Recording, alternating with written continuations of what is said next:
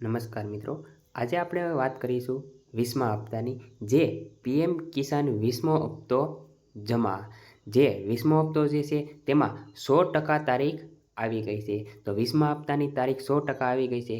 તો આપણે આ વિડીયોમાં વાત કરીશું અને હવે ખેડૂતોને 2000 ને બદલે 4000 તો કઈ રીતના 2000ના બદલે 4000 મળશે તેની વિશેની વાત કરીશું અને 20મો હપ્તો જમા થઈ જવા રહ્યો છે અને ખેડૂતોને જે 20મો હપ્તો જમા કરવા માટે આ 3 કામ કરવા ફરજિયાત છે તો જ 20મો હપ્તો જમા થશે। તો આ 3 કામ ક્યાં છે તે આ વિડીયોમાં આપણે સંપૂર્ણ માહિતી લેશું અને જો તમે અમારી ચેનલમાં નવા હોય તો ચેનલને સબસ્ક્રાઈબ કરી દેજો અને વિડીયોને એક લાઈક કરી દેજો અને તમે કયા જિલ્લામાંથી જોઈ રહ્યા છો તે જિલ્લાનું નામ લખી નાખજો।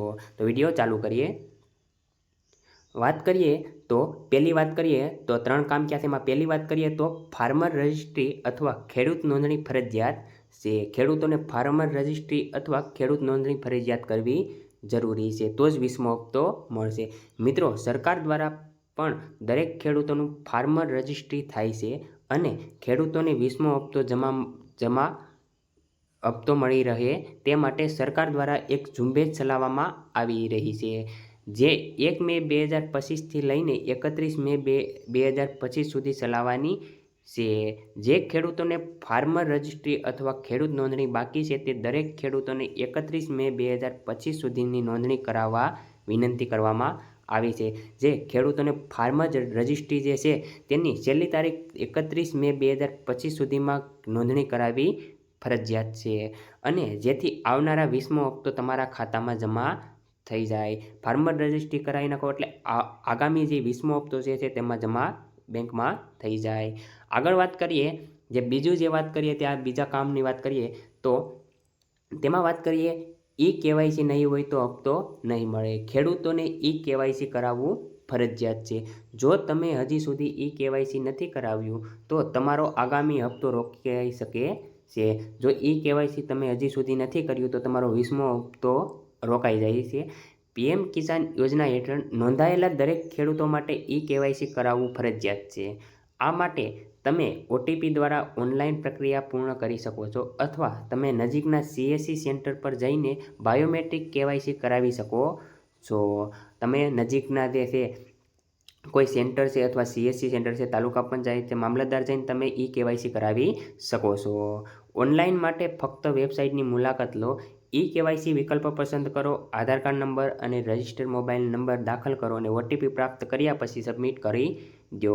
જો તમારે ઓનલાઈન કરાવવું હોય તો વેબસાઇટ પર જઈ અને મુલાકાત લો, એમાં KYC વિકલ્પ પસંદ કરો, આધાર કાર્ડ નંબર નાખો અને રજિસ્ટર્ડ મોબાઈલ નંબર દાખલ કરી દો અને OTP દાબીને પછી સબમિટ કરી દો તો તમારું KYC થઈ જશે। આગળ ત્રીજી વાત કરીએ તો બેંકની વાત કરીએ તો લેન્ડ સીડિંગ તમારું યસ હોવું જોઈએ। બેંકમાં તમારું લેન્ડ સીડિંગ છે જે તે ઓન હોવું જોઈએ, યસ હોવું જોઈએ અને જે બીજી વાત કરીએ તો આધાર કાર્ડ બેંક એકાઉન્ટ સીડિંગ તમારું સ્ટેટસ જરૂરી હોવું જોઈએ, એટલે કે આધાર કાર્ડ સાથે બેંક લિંક હોવું જોઈએ અને તેમાં પણ યસ હોવું જોઈએ। આગળ વાત કરીએ તો ખેડૂતોને મળશે 2000 ને બદલે 4000 રૂપિયા। તો ખાતાની માહિતી અધૂરી અથવા ખોટી હોય તો IFSC કોડ અને ખાતું બંધ હોવું, બેંક સાથે લિંક ન હોવું જોઈએ, ફાર્મરમાં અધૂરી માહિતી આપવી અથવા ખોટી માહિતી આપવી। આગળ વાત કરીએ તો